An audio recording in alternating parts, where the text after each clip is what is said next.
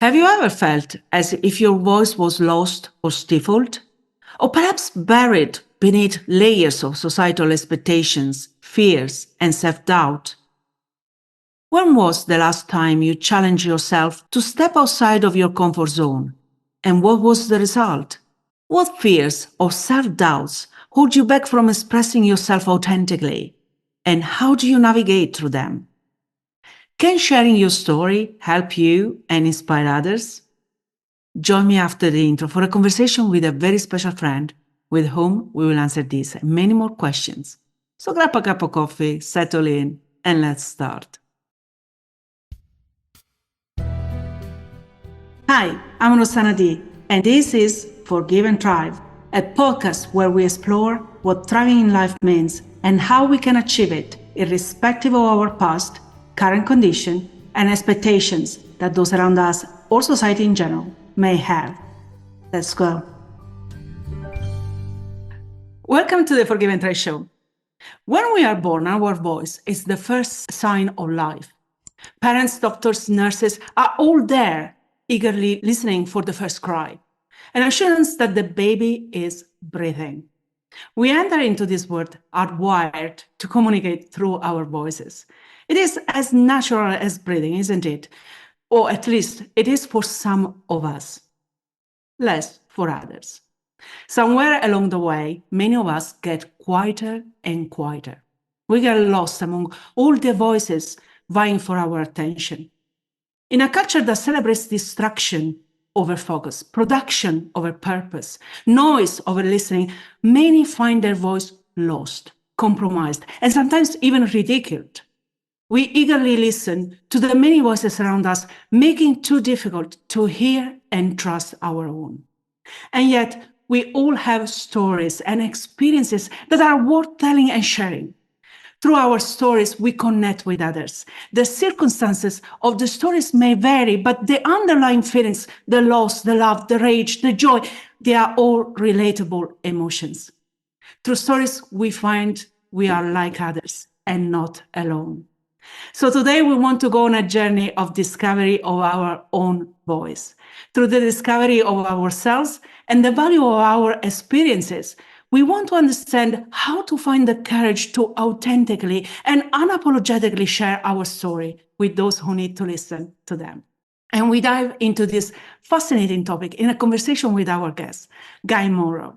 Guy, known as the Charisma Coach, is a singer, musician, producer, voice coach, and social confidence trainer. He has over 20 years of experience transforming the shy and the doubtful into the socially confident. If you suffer from social anxieties, stage fright, a weak singing voice, stuttering, or spasmodic dysphonia, and we will understand soon what that means, Guy will show you how to fix your issues so you can become the socially confident person you have always dreamed to be. Hi, Guy. Welcome to the Forgive and Try show. Thank you so much for being with us today. I really love this topic and really eager to start. Hey, Rosanna. Good to see you. Very honored to be with you. And I love this topic. This is my life, and we can just explore it, start wherever you'd like to go, our entry point, and wander into whichever areas you'd like to explore. And I look forward to your questions. Fantastic. Well, I would love to start with you actually and understand how did you find your voice and how did you understand the importance of finding your voice, and then so much so that you wanted to help others to do the same? When I was a boy, I stumbled upon in school acting class and singing. And I really realized when I was 14 years old that if I was going to have any influence on others at all, I had to have a social offering. A social offering. That means something I could recite or something that I could sing, and I needed to do it very, very well, because if I could do it very, very well, then I would impress people, and they would say, oh, he's so talented, he's so skilled, I want to be his friend, I want to know him. So the whole social offering thing, I stumbled upon it. I started with a few songs on the guitar, and I learned how to sing them, and then it wound up going into choir and acting classes, and I went into all these things. And what I realized is the only difference between an actor who engages and runs to the camera and is generous in their moments and the common person is the actor knows what to do and how to do it, and the average person doesn't. Perhaps the metaphor is like the high school dance. There are those who are on the dance floor and they look so good. And then there's everyone else standing around drinking punch, not dancing because they didn't learn any dance moves. They didn't learn how to do whatever the cool dance is. They never learned it. And so they have nothing to contribute. So I started noticing all sorts of things with other people: social anxiety, stuttering, spasmodic dysphonia, and came to the realization that what if it's just a social offering that they lack at a party, at an event, to audition for a talent show, to play with their voice enough so that they create a beautiful, attractive voice for themselves that they are proud of and they want to share in public. So I started going down the road of exploring, actually reverse engineering my own abilities and saying, well, how do I do this and how do I do that? And how can I teach someone else that? And so I started finding the most simple ways that I could teach others how I inspire myself, how I avoid anxiety, how anxiety is created, and therefore how to become a very socially confident person. And that's what I wish this for everyone, to become absolutely socially confident. That's absolutely beautiful. And how then this journey, if you like, of self-expression has influenced your personal growth? Because I can see you are very, friendly, very forthcoming, very open. So how it has influenced you, especially your early development, when you were a teenager, for example, early 20s, we go into the world and sometimes we are just scared and we want to be perhaps a little bit bigger than we are and pretend to be a little bit better than we are. Very good. So what a beautiful insight. My story wasn't always rosy. Like many young people, some of us have skills and abilities that we don't fully flesh out. So for myself, I won the trophies in high school and in college, and I wanted to go become a professional actor. But I never studied at a 3-year conservatory. And I didn't, in my arrogance and ignorance, I didn't understand how important rehearsal is, why they spend so many years, for example, studying acting, why they do that. When I was in an amateur arena, when I was in high school and when I was in college, I didn't know exactly how I did what I could do.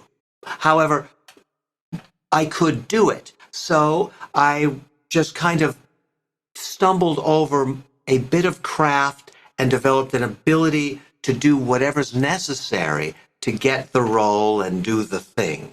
So after I had my trophies, got my trophies, and all of my ego was very strong and powerful, young man, I moved to Hollywood. And I moved to Hollywood to get into do commercial work, and I wanted to get into film and television, and I had no idea. I assumed it would be just like high school and college. You just audition. That component was the same. But here's what's interesting. Back then, they would film you with a camera, so a little red light would go on, and you would audition. And something strange happened. I developed the most horrific stage fright you can possibly imagine. Dreadful stage fright. This dreadful high anxiety where my skills just went out the window. They were gone. And I went to another audition, and the same thing, another audition, same thing, another audition. And I just gave up. It was too humiliating. and I gave up on pursuing a film and television career because I didn't know what was happening. So fast forward, I can tell you what I actually did. What happened was, isn't this odd? When I was in high school and in college, it was playtime. So I approached it with a very playful attitude, and I was very innocent, and my agenda was just to feel feelings and to say the lines and do the thing. What happened when I went to Hollywood, in my mind, it was different. In my mind, it was a job. So now it must be serious. So what I started to do unknowingly is I put on the critical thinking negative lens glasses because this is for money, rent. This is important now. So I started looking for all the danger and everything that could go wrong. What if I forget my lines? And what if this happens? And she's not smiling and I don't know these people. And my anxiety just climbed and climbed because what I was doing was I was seeking out negative evidence in an attempt to fix problems. And what happened was I was actually building my own anxiety. This is unconscious. By looking for the wrong, looking for the devils in the room, I found them. And with each devil I found, I got a little more scared, a little more scared, a little more scared, a little more scared. And so when this is subconscious, we don't know how we do it, but we just move into this frightened state. Hi, I'm Guy Monroe, the charisma coach. Nice to meet you. Hi, how are you? We move into this frightened state, but I didn't know how to move from seeking bad evidence, which makes us feel bad things, into positive evidence, which makes us feel grounded and centered and in control, lowering anxiety to inspire ourselves. I didn't know how to do that. And so I teach people now how we frighten ourselves with the best of intentions and how to break the habit of going to the bad information room, looking for scary things and becoming very scared, and replacing that with looking for the fun room, like we did when we were children, playing in the sand, playing with our toys, playing with dolls, playtime, and doing that instead, nurturing and nourishing myself moment to moment to moment. So that's what I do today. Teach people the mechanics of how the voice works and how we inspire ourselves and how we can use gestures to pull ourselves into a moment and our mind to think of thoughts that inspire and our eyes to seek out objects, shapes, colors that inspire us, to pull ourselves into the story, to use wordplay, raising and lowering pitch, speeding up and slowing down, to do one thing and one thing only, and that's inspire ourselves. The more we inspire ourselves, the more the audience becomes inspired because they're not reading our minds, but they are feeling our feelings. And to the degree that we are fascinated, we become fascinating. And to the degree that we are interested, we become interesting. So instead of worrying about going after the audience, we train ourselves to go after ourselves so that we pull ourselves into the moment and we take that responsibility off the other person on the end of the phone or the other person on the other side of the camera or the other person that we're interacting with. So we become a very generous and giving person, moment to moment to moment. Oh, I love that so much. And you have already started to introduce the main topic. There are actually two aspects of that. One is what you really do and help people with, which is the stage fright, perhaps a weak singing voice or the stuttering or every other mechanical issue that could be there. And then there is the idea of the power of what we have to say, the power of the story. And how we can use that story to inspire others. And I would like to start first and foremost from what you do. And so talking about stage fright, the anxiety that comes, and the other issues like stuttering, for example, or you mentioned also spasmodic dysphonia. Are they in the same sort of group? Is everything related to our mindset, or is just mechanical? I don't know. But if you can guide us and understand a little bit what is behind these challenges that people may find, that would be, I think, a fantastic point to make. Sure. So stuttering is what it appears to be. A person's, it's two elements. One is vocal ignorance. That means not understanding how the vocal instrument works. So we create the stuttering effect while we are nervous. And the other is the ability to terrify ourselves socially. For the stutterer, the common thread is anticipation of failure. So that goes back to the rooms, right? We have the angels and we have the devils. Devil seeking works really good during private time away from human beings. This is when we do homework. This would be mathematics and maybe an engineer and you're designing a bridge. You look at all the ways this bridge could fall down. Could be pulled down by weight, could be blown over by wind. It's the structural soundness of it. How long will it last, right? Everything that's wrong with it. And you'll notice you don't have a feeling about it at all. But what's very odd, social activities require massive amounts of feelings. And the reason that they do is because we have to interpret the world around us. And we use feelings to feel what other people are feeling. So, for example, I may say, I love you. The words are, I love you. But what's behind it might be, I hate you. I could say, I love you, the words, and what's behind it is, I like you. I could say, I love you, and I hate you, whatever. So we look for, oh, that's the truth. It's not what they say, it's what's behind the words, right? So social situations require us to feel. Stutterers refuse to feel. And this creates an issue for the individual, which means that they're attempting to control a situation by just taking anxiety and just raising it up to maximum in the attempts to control the situation with negative evidence. And of course, so we're looking at an individual who is loaded with anxiety. And they don't stutter all the time. They stutter only during certain circumstances. It could be on the phone. It could be with a superior person that they consider above them in station, right?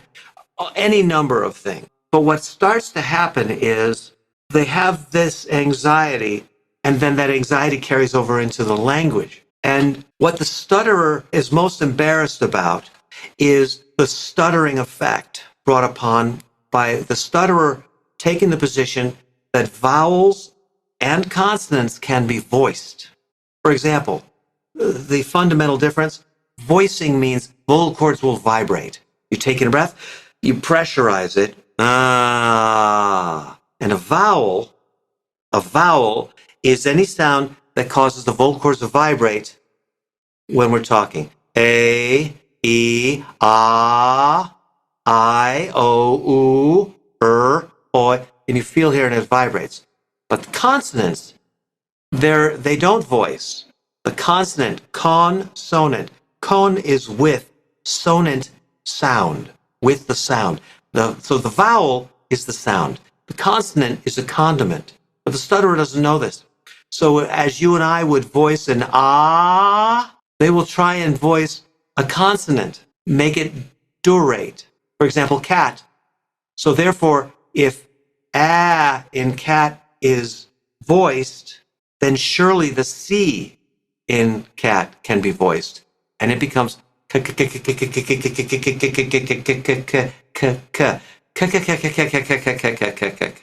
and their control is so immense, they will attempt to voice the impossible, which is a C. And it looks like a neurological disorder. An electrical dysfunction. It's not. It's an individual trying to force a voicing to a consonant. So instead of cat becoming k, k, and t, and ah, all elements have equal weight to the stutterer. And it becomes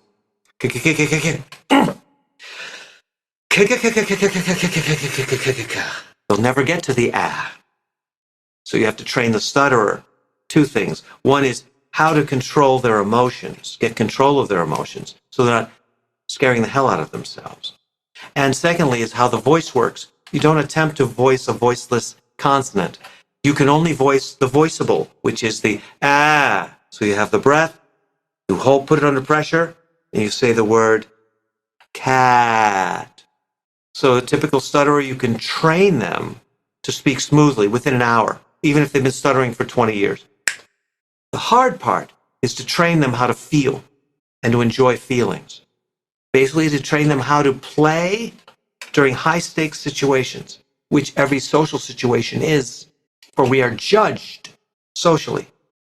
Our credibility, our intelligence, our beauty, we're judged.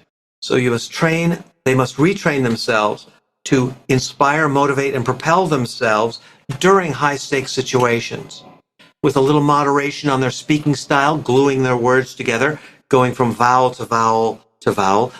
So it is their ability to, their willingness to feel, that is, and identity. Many stutterers identify as stutterer. That would be like identifying as someone in a wheelchair, a bad golfer, a singer who always sings flat. If we identify, you have to watch out for that, because if you identify with failure and you take that on as an identity, then if you take that away from me, that's who I am. You're taking away my ego. Who would I be without my stutter?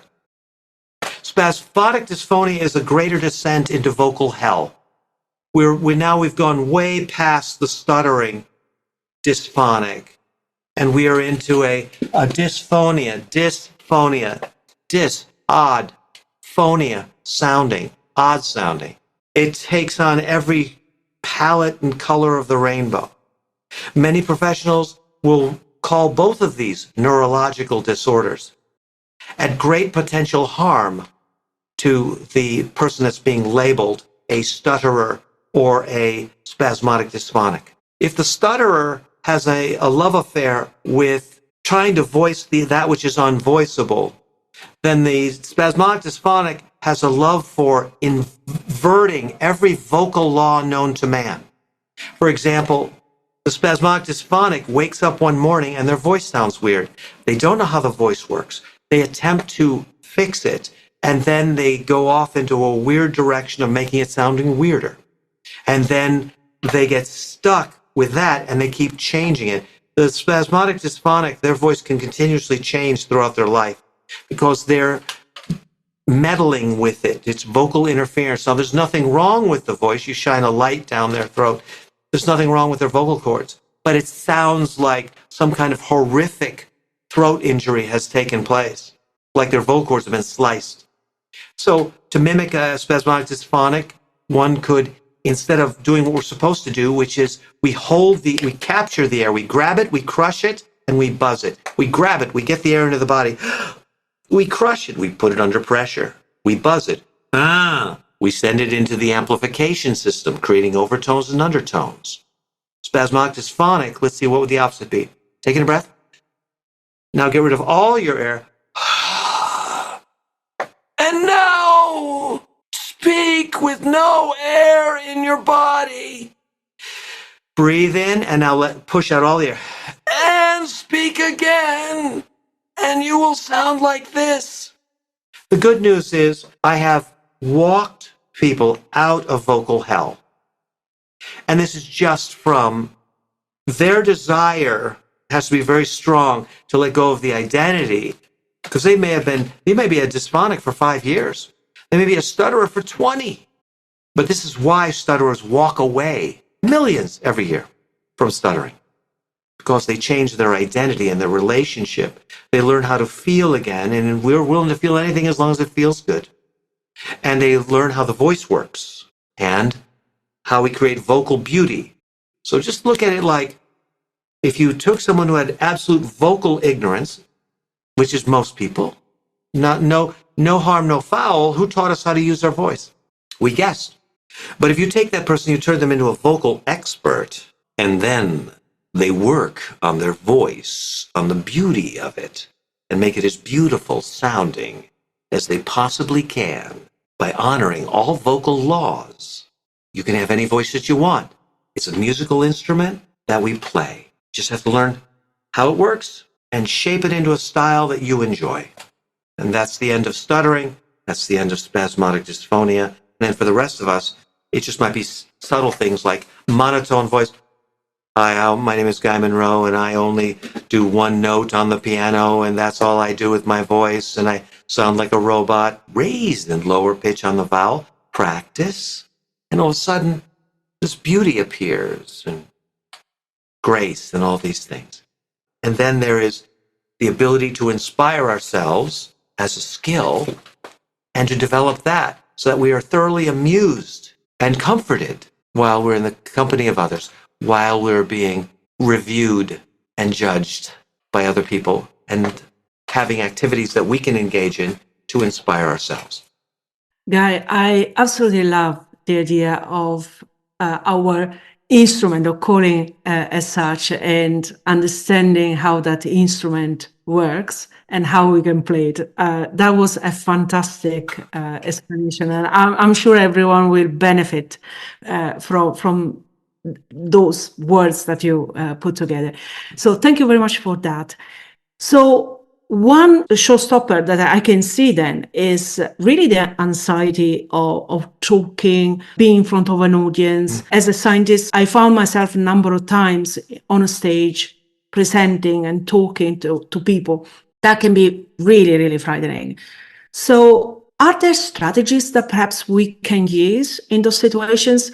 Something very quick and easy that release that anxiety, that release the stress, that puts us go on that stage with ease and talk, because first sentence is scary. Okay, so I'm going to tell you what your objective is. You must train yourself, and you will do this with a social offering. And I want to tell you why public speaking is very unnatural and very different than real life. Real life is tennis. I'm going to meet Rosanna for coffee. Rosanna, how are you? Oh, it's so good to see you. We hug. We have that connection, the physical connection. How are you? How was your day? And you go, oh, it's been a crazy day, and my cat has been making me nutty, and I love my cat. I go, oh, what kind of cat is it? Oh, it's a Persian. It's a little white, fluffy fur ball. I love my cat so much. Oh, really? How long have you had your cat? So you can see this is tennis. So like, I hit the ball to you, and you graciously hit it back to me, and we're just doing this for 5 minutes, 10 minutes, an hour. Oh, 2 hours have gone by. But here's public speaking. Public speaking is a basket full of tennis balls. And you take one out, reach, and you look at it. And you must make it interesting for you. So there's no audience per se. It's just me and me. So I drop the ball and I hit the ball. And it's never coming back. And I pick up another ball, I drop it, I hit the ball. And it's never coming back. And this is the presentation. The entire presentation. No balls coming back. So what are we doing? It's a very solitary activity. The audience is staring at us. And where is my feedback loop? Rosanna is not here. She's not there. Her smiling face is not there. This is the premise I suggest may save you. What if instead of trying to sell the audience, one person, 500 people, 10,000 people, that's a bad feedback loop. How do I amuse 5 people, 500 people? I have no idea. How do I amuse myself? I know how to do that.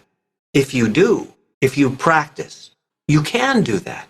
So instead of making the presentation for the audience, and of course it's for the audience, we want the audience to like it. Of course we do. But you have to understand, there's no feedback loop. There's no lovely Rosanna out there. Oh, Guy. It's just a cold room of strangers, and they're all sitting like this. So if I look in your eyes and you're looking at me like this, that's not going to be very inspiring. So instead, what I have to do is engage in activities that pull me in, and you in the audience are going to witness me going after myself. I am, instead of manipulating you, what if I manipulate myself? Now, again, this is a skill. I'm not going to say it's easy, but it starts this way. If you go to my website, guymonroe.com, and you go to Speaking Mastery, you click on that button, and then that will take you into the Speaking Mastery section. There is a button there that says Freebies. Click on that, and at the top button, it says Free Poems. You're going to download a poem. This is your homework. So before you attempt to do a bullet point presentation in front of strangers, might I recommend this instead? Start with wordplay, which is the ability to inspire yourself without using emotions. Wordplay is speeding up, slowing down, raising pitch, lowering pitch, phrase batching, gluing your words together. So I look at the first line. This is a poem that you can download. It's called If by Rudyard Kipling, 1898. And the first line says, if you can make one heap of all your winnings. So what do people typically do? If I was unpracticed, I would go, if you can make one heap of all your winnings. Didn't inspire me. However, I must inspire myself. So the vowels here, and glue the words together, and stretch out the vowels a little bit. If you can make one heap, I'll do that one short, or maybe make it long. Heap. If you can make one heap of all your winnings. Now I'm going after me. If you can make one heap of all your winnings. I just noticed something. If I see it when I say it, if you can make, I see it. One heap, I see a heap of all your winnings. I was at a race track with horses, or maybe a casino somewhere. What I just did with that first line was amusing to me. It was interesting to me, and therefore I became interested. But you may notice something odd. To the degree that I became interested, did you find that moment interesting? Absolutely. You did. You did. So you see the whole notion of standing in front of the mirror. Welcome, ladies and gentlemen, to my presentation. Be kind to yourself. Start with a poem, and you'll see great similarities with your slideshow presentation, with just the simple strategy of pulling myself in. And as you practice this, your skill becomes the ability to pull yourself in. And it seems to work this way. To the degree that I pull myself in to this moment is to the degree that I have successfully pulled you into this moment. For you're watching me like a television show. So to the degree that I am passionate, or I use my face, or I play with my gestures, or the things that I do for me to make it more interesting to me, perhaps I've just successfully made it more interesting for you. So, selling the crowd, telling the joke, I don't recommend it at all, because this way there will be no lie in you. And what I mean by lie is you don't need to be supported by what you see, because what I can see may not be much when I start off. If you're going to make one heap of all your winnings, I don't care. Didn't pull me in, right? That's the beginning. But it starts with a curiosity and investigation, finding out how I tick, how I relate to moments really in real life, and I pull myself in, even using my imagination. Let's say you're at work and you have to do a software rollout. And the new software rollout, in my mind, it's garbage. I hate it. So what I can do, I let my mind drift to a moment, a great moment, a beautiful moment, my 7-year-old daughter's birthday party, and she's about to blow out the candles, and then I stay with her in this moment, with the candles and the glow on her face, and this software rollout will transform our organization. There's no lie in me, because I'm with my daughter at 7. So in this moment, I'm authentically inspired while I'm data yakking, and all you're interested in is not so much about the words, but what's going on behind the words. So the question is, should you spend your time trying to mesmerize your audience, or what would be easier?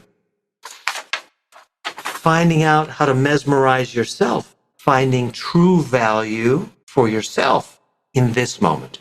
And it just becomes a series of moments of true value, true value, true value. Maybe this is why we love our famous actors so much, because the truth of it is, we know it's play pretend.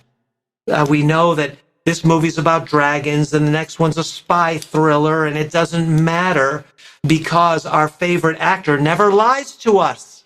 So, in preparing someone for a presentation, I have to train the lies out of them, find ways to authentically create the emotional state that they desire as a skill. And you'll know it's a skill when you can be in the frightened, well, I've been using this hand, the frightened, scary room, and you spot it, and you go, pause. I'm looking for negative evidence. That's my whole life habit. How is this going to end? Badly. Take a breath, step out of this room, and then just change it and look for the positive evidence so that you can be authentically inspired for real, moment to moment to moment to moment to moment. That should take care of stage fright, social anxiety, social offerings. Imagine a birthday party. I want to recite a poem to you. Are you going to try and sell them, or are you going to do what you practice? You're going to look at them lovingly, but you're going to find the truth within yourself, and you're going to radiate no lies to them while you're reciting this poem. You're being pulled deeply in. What a magnificent social offering. Just think how many friends you'll have if you can do that on demand. What a skill worthy of your time and effort. Absolutely. And there are a couple of things that here come to my mind. One is the ability to create connection with your audience, even though you are sort of thinking of yourself. No, you don't try to recite or to give the presentation for the audience. You give it for yourself. You get interested, as you said, first and foremost to that. But in that way of being authentic, you really create a connection. Okay, so let me, this is a very good point you're bringing up. So I want to be very clear on what you're saying. So are you talking about using the other person as a source of inspiration while you're monologuing at them? Is the other way around, is that by being authentic, I can feel what you're feeling. Yes. That creates a connection. So I connect to you through the feelings that you are feeling. And the other aspect is the vulnerability, because we struggle as a society to be vulnerable. We think of vulnerability as a weakness, essentially, and we don't want to appear as vulnerable. But sometimes creating that sense of connection and trust and authenticity requires vulnerability, doesn't it? Yes, it requires vulnerability with yourself. The metaphor would be, the average person would think you open up your heart, you take it out, and you give it to others to play with. This is what the common man thinks vulnerability is. Vulnerability, that is not vulnerability. That's opening yourself up for being mishandled. The actual activity is you open up your heart, you take out your heart, and you, with kindness and love and caring and concern, explore your heart while others are staring at you. And then you put it back in your chest and you close it back up. And what they experienced was you having a profound moment of intimacy. I like the play on words, intimacy, into me see. But I'll guarantee you what it will create for you. And I think this is what you were alluding to, is when you become massively centered, you also simultaneously become massively available. You're present.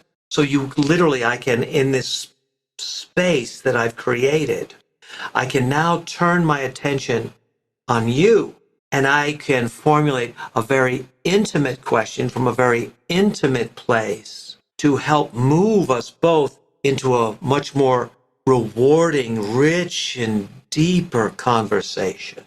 So I tell people this, the audience is longing for your intimacy because they're longing also to be intimate themselves. However, the unnatural environment of public speaking and presentation compared to what we're used to, as I mentioned, the coffee shop, you and I, conversation, hitting the ball back and forth, is just lovely. To not have that, who do you hit the ball back and forth with? And the truth is, you train yourself to hit it back and forth with yourself. And it's not a shutting out of the audience. It's actually, it is a method of calming and centering and buoying yourself up so you can be more substantial in an audience environment. But this will also facilitate you're not requiring an external stimulus for your journey into true feelings and real value and authentic intimacy while others are staring at you. I guess the point that I'm making is don't give them your heart for them to play with it, because don't trust that they will treat it nicely. Rather, know that you are creating this boundary around yourself, and you've trained yourself to be very available, to have access to all your feelings. However, your primary focus ultimately is going to be that which inspires, motivates, and propels you. The hard skill is to develop a positive, inspired, and I guess if you're going to establish a connection with anyone, it would be between you and your maker, a divine connection, a spiritual connection at the higher end of the spectrum of the scale, which is such a hyper-relaxed state where you just channel brilliant data.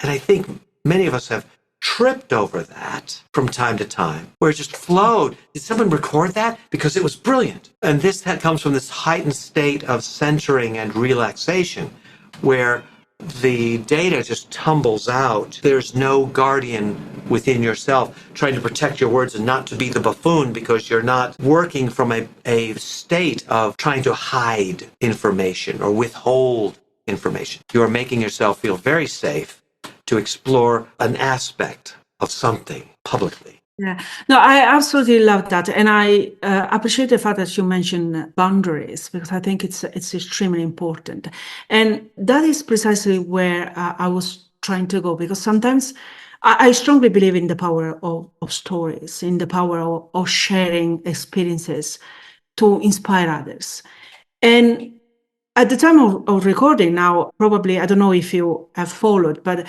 there has been an announcement about a week ago, a video message from the Princess Catherine, Princess of Wales, about her cancer diagnosis.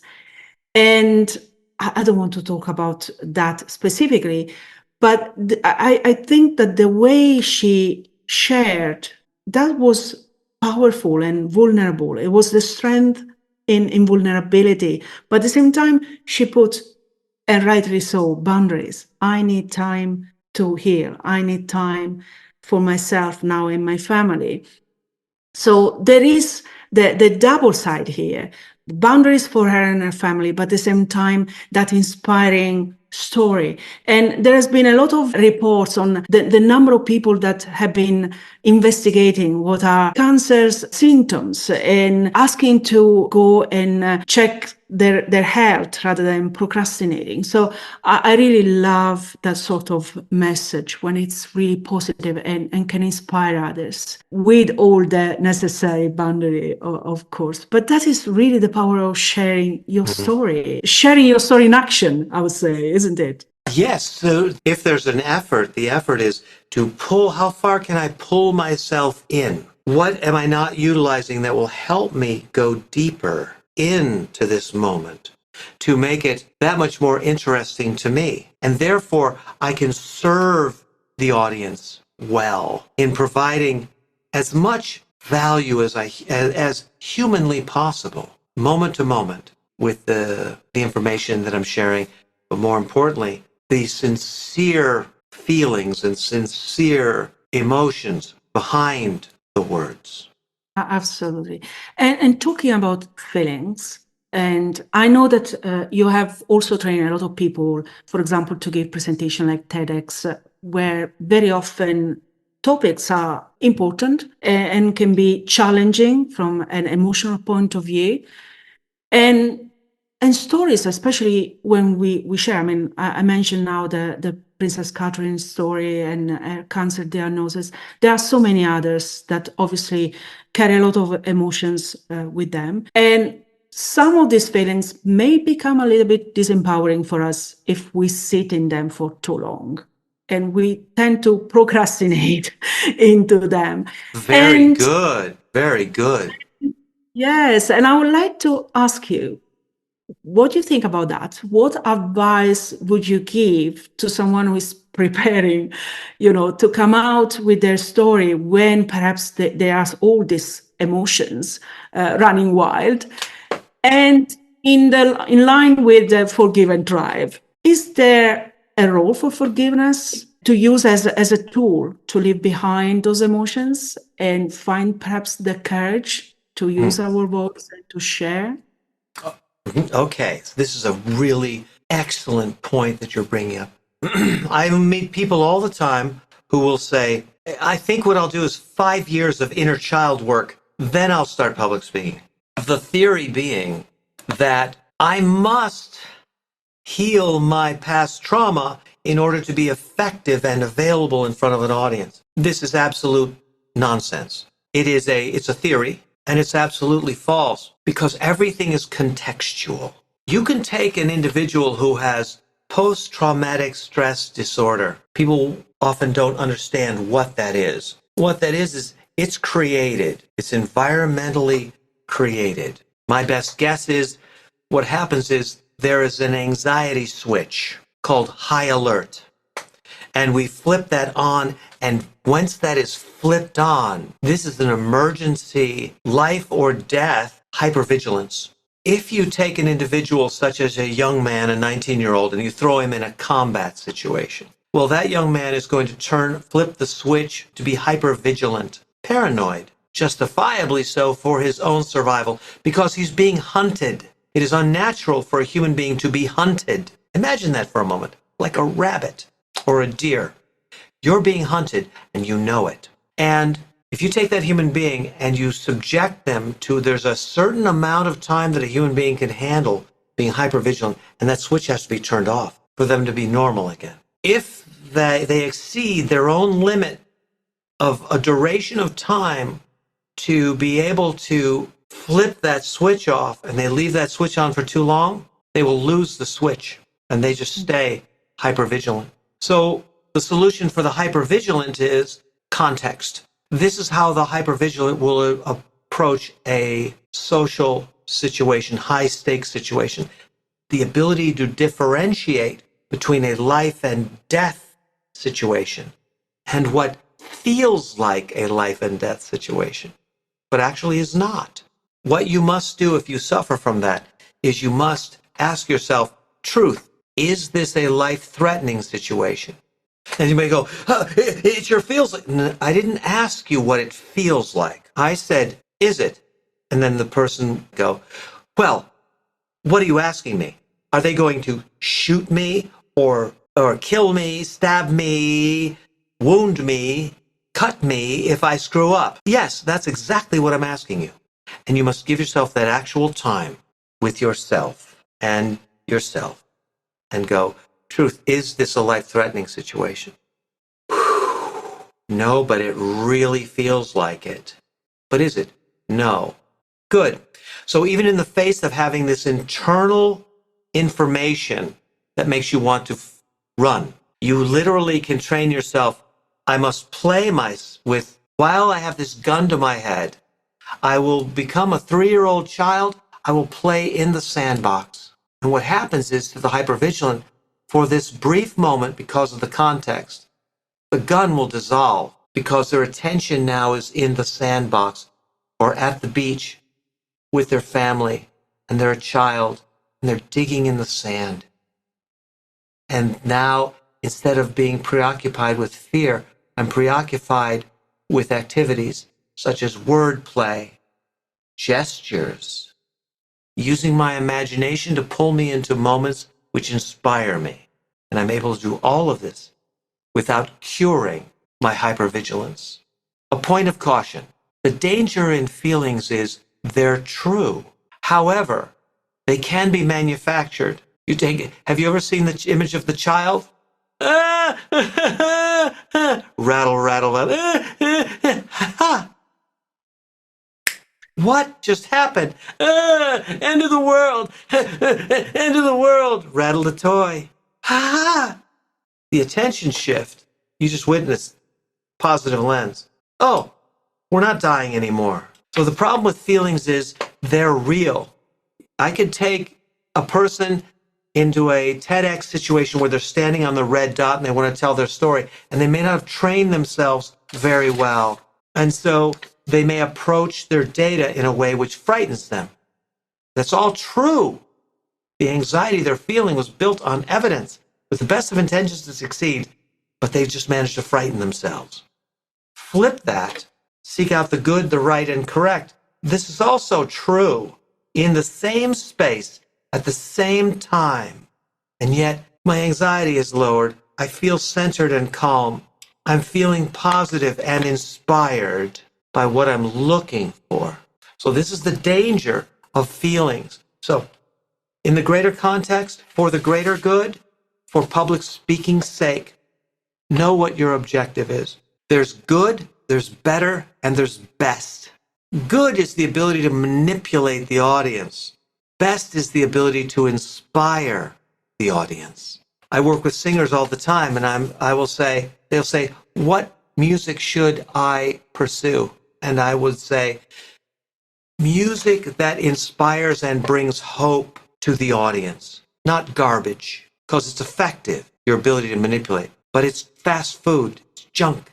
A song that inspires and brings hope, and maybe someone in the back of the audience watches you sing this song and they say, today I won't kill myself. So what should we do? We can manipulate them with tears, and I could do a whole pity-potty presentation on the horrors of my life. It'd be true. And I'd be crying, and they would be crying, and it would be very effective. On the other hand, what if I take the whole story and I shape it in a way with a victory, and I am tender with my own feelings and tender with and respectful of their feelings, and my objective is to inspire them, to bring them hope, make them want to live another day. Bravo, brava. Now you know the difference. So you can use your emotions to destroy and petty, because they're all true. And you can use your emotions, which are sustaining and future building and hope bringing. And what I would hope for you is that you choose the latter, bring hope, because you can do both. You can destroy and you can bring hope. So bring hope. Amen. And with this, I would love to come back on you and give you the floor again to share perhaps anything that you are working on, planning to do, anything that could be interesting for our audience to know. Excellent. So right now, what I'm doing is I am going online like never before, and I'm offering free classes in singing, how to do it, and speaking, how to do it, and how to inspire yourself, how to do it. Free classes weekly on Zoom. I'd love to give you gifts like get you started on your own journey with self-inspiration so that you can be fortified when you get in front of an audience and pull yourself into the story and know that that's what your job is. And by learning a social offering, starting with a poem, but I also have a singing section with easy to accompany yourself songs if you feel yourself drawn to singing. Singing is a very intimate thing to do, to sing, to inspire. How you would participate is just go to guymonroe.com and look at the click on the button that says free group classes and look at all the free classes for the month. See something that you like. Reserve your spot. Doesn't cost anything.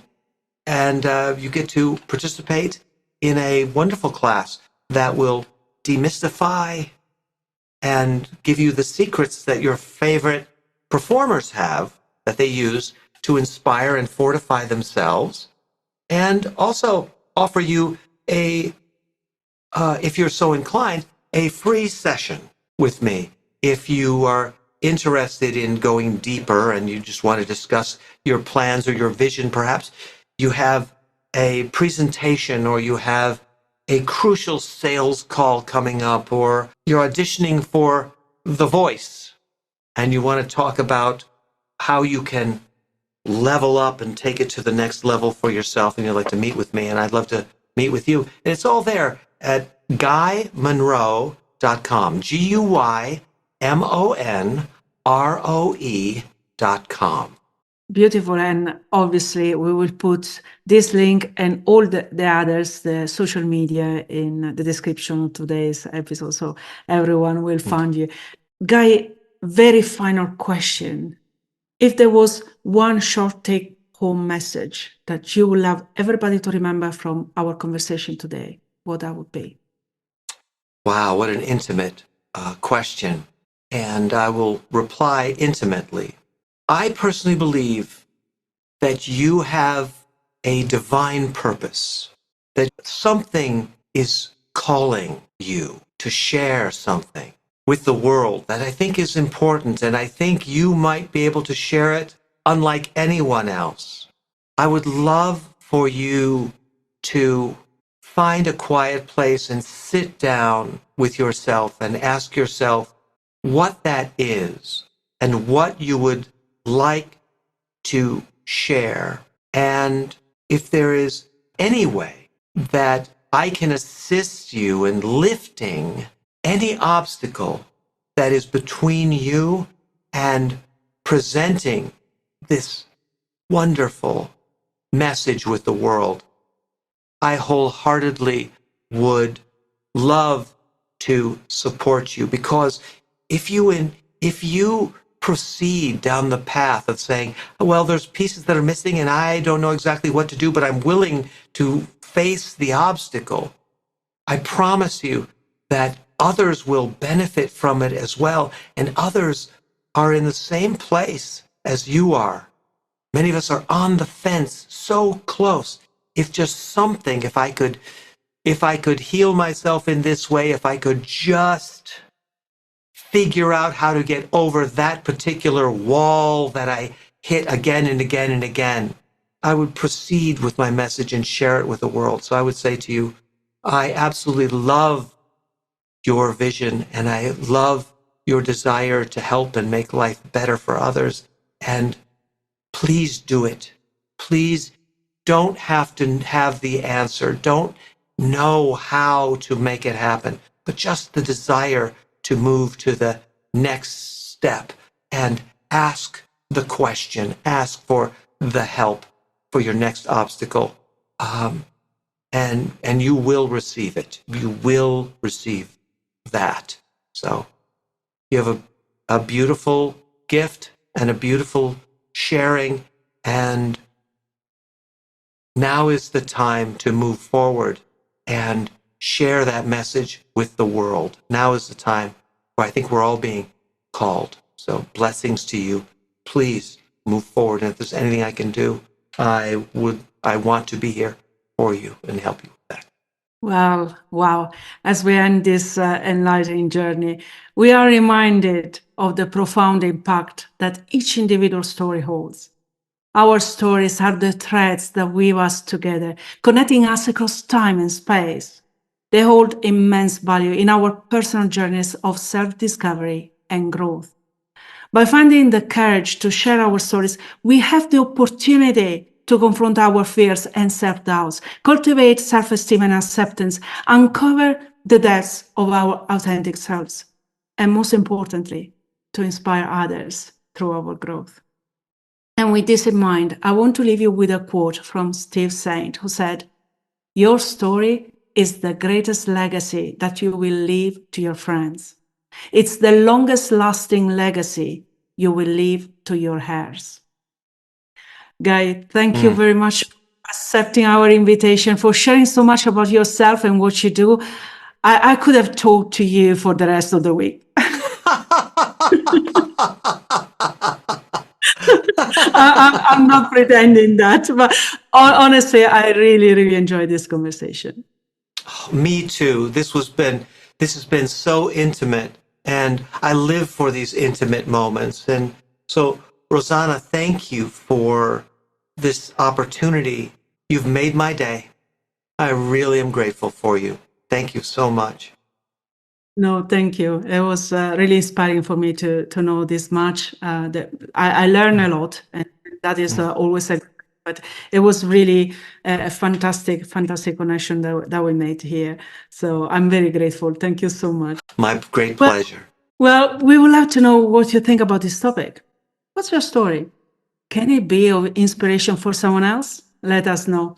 But if sharing feels perhaps challenging, well, I'm sure you will find the tips that Guy shared with us today very inspiring.